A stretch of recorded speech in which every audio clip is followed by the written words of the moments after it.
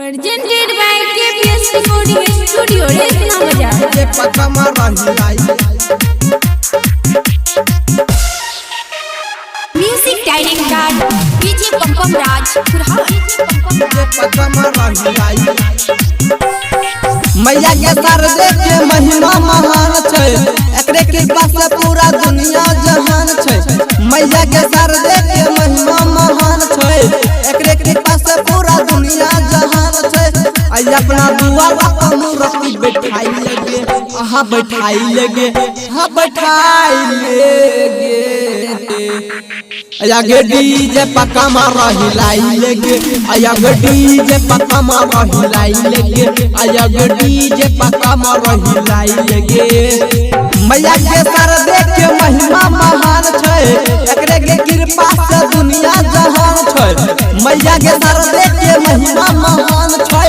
एकरे के कृपा से दुनिया जहान छै अपना दुआरा पर मूर्ति बैठाई लगे आहा बैठाई लगे हां बैठाई लगे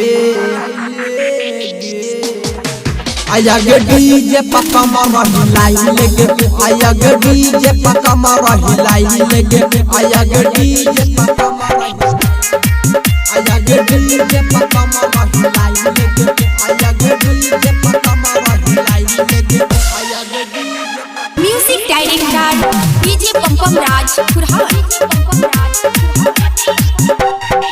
मैया बिना वाली छिए जग के महारानी जेकरा पर नजर दलकै बन गेल ज्ञानी जेकरा पर नजर दलकै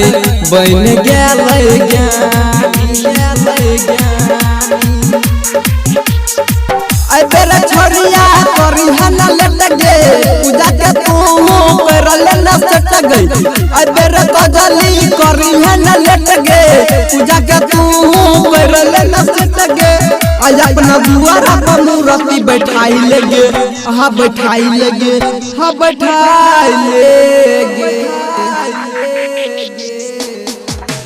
आया गे डीजे पक्का मार हिलाई लगे आया गे डीजे पक्का मार हिलाई लगे आया गे डीजे पक्का मार आया गे डीजे पक्का मार हिलाई लगे आया गे डीजे पक्का मार हिलाई लगे आया गे Music Director DJ Pampam Raj Kurhan. Writer Suman Amar कह छोगे तोरा राइटर सुमन शिवम